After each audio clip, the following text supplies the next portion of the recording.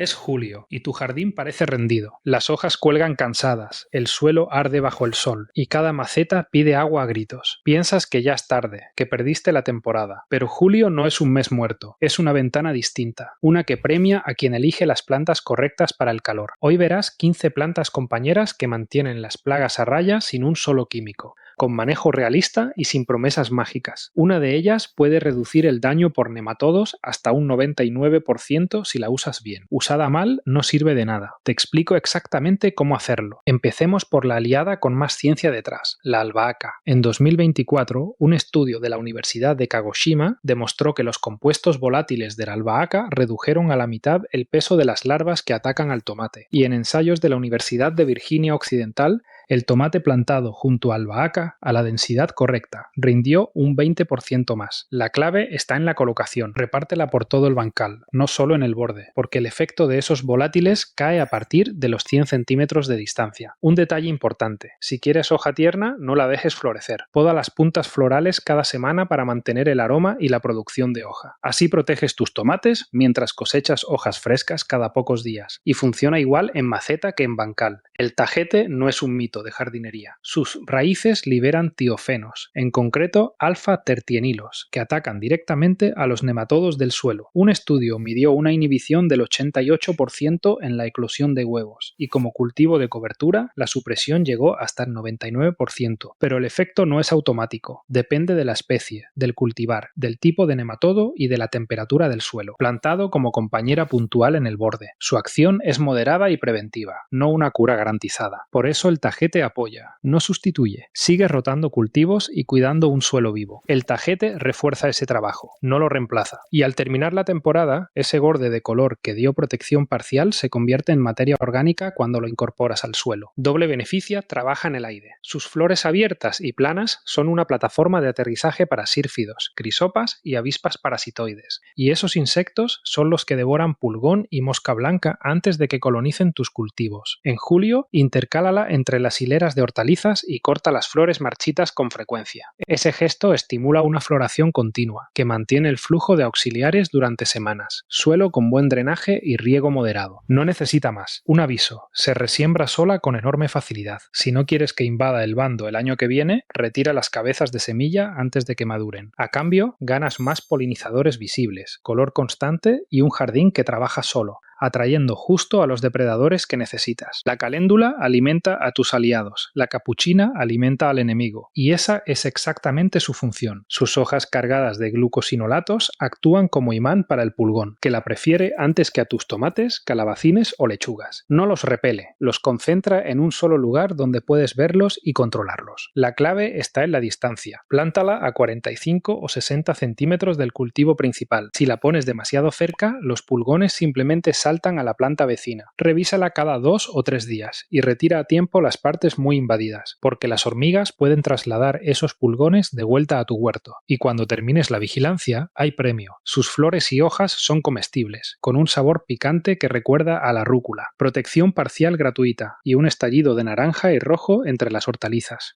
Si hay una planta que convierte tu huerto en un imán para polinizadores, esa es la borraja. En pleno julio, cuando muchas flores ya se han rendido al calor, ella se cubre de estrellas azules que atraen abejas y abejorros sin descanso, y ese zumbido constante mejora la polinización cruzada de todo lo que crece a su alrededor: calabazas, tomates, fresas. Dale espacio de verdad, al menos 40 centímetros entre plantas. Suelo normal, riego moderado. Y una tarea importante: corta las flores pasadas antes de que suelten semilla, porque la borraja se autosiembra con ganas y puede ocupar más de lo que imaginas. Resérvale un rincón donde no moleste. A cambio, tendrás flores comestibles con sabor a pepino para tus ensaladas, estructura vertical en el huerto y un jardín que vibra de vida. Hay dos umbelíferas que trabajan casi igual de bien: el eneldo y el cilantro. La clave está en dejarlas florecer a propósito. Sus umbelas, esas cabezuelas planas llenas de flores diminutas, son el comedor perfecto para avispas parasitoides y sírfidos, los depredadores que se comen a tus pulgones. El eneldo pide siembra directa en julio. No lo trasplantes, porque con este calor el estrés lo hace espigar de golpe y perder fuerza. Siémbralo en su sitio y déjalo tranquilo.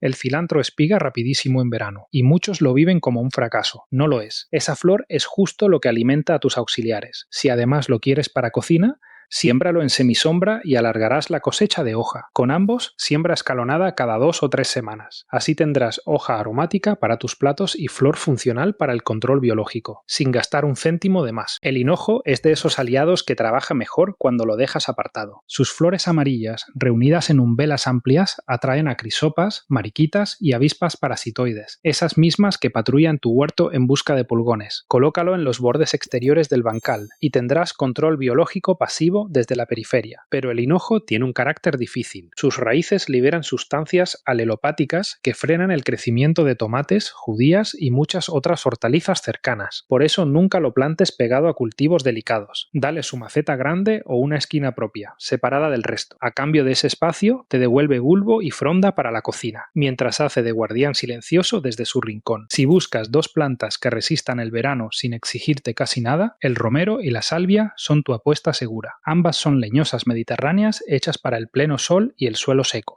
El romero desprende un aroma persistente, cargado de aceites esenciales que confunde la orientación de las plagas voladoras. Colócalo como borde seco junto a las zonas soleadas, con riego mínimo y un drenaje excelente, porque el exceso de agua le pudre la raíz. La salvia aporta floración que alimenta a los polinizadores y aguanta el calor sin inmutarse. Una poda ligera tras la primera floración estimula un segundo brote. Elige bien entre la culinaria, la ornamental y la medicinal según lo que busques. Una advertencia clave: no las mezcles en el mismo bancal con plantas de riego diario, porque esa diferencia hídrica termina dañando las raíces. A cambio, tendrás una estructura permanente que no se replanta cada año, menos gasto en agua y aroma en todo el huerto. El cebollino resuelve un problema clásico del huerto: la mosca de la zanahoria. Sus compuestos de azufre, plantados en hilera junto a las zanahorias, reducen la puesta de esta plaga, mientras sus flores moradas atraen a los polinizadores y a insectos auxiliares. En julio, divide las matas más densas para que respiren y córtalas a ras. Ese corte estimula un rebrote tierno que puedes seguir cosechando para la cocina. Tolera la semisombra y agradece un riego regular, sin las exigencias de las mediterráneas anteriores. Un matiz importante: contra el pulgón su efecto es parcial, una ayuda complementaria, nunca una barrera absoluta. A cambio tienes un borde perenne que no replantas cada temporada, tallos continuos para tus platos, flor decorativa y una línea de defensa aromática que casi se cuida sola. La menta merece un lugar en tu terraza, pero con una condición: siempre en maceta. Sus rizomas colonizan cualquier hueco libre y plantada directa en el bancal se convierte en un problema difícil de arrancar. Su fuerza está en el aroma. Ese olor intenso confunde a las plagas voladoras que buscan tus cultivos por el olfato y al mismo tiempo atrae polinizadores hacia las flores. Es una barrera olfativa que mueves donde haga falta. En julio la maceta se calienta rápido, así que riega con frecuencia y colócala en semisombra para evitar el estrés. Cosecha de forma continua. Cada corte la mantiene compacta y productiva. A cambio tienes infusiones frescas todo el verano, un aroma constante en el patio y una aliada portátil que defiende sin comprometer ni un centímetro de tu bancal.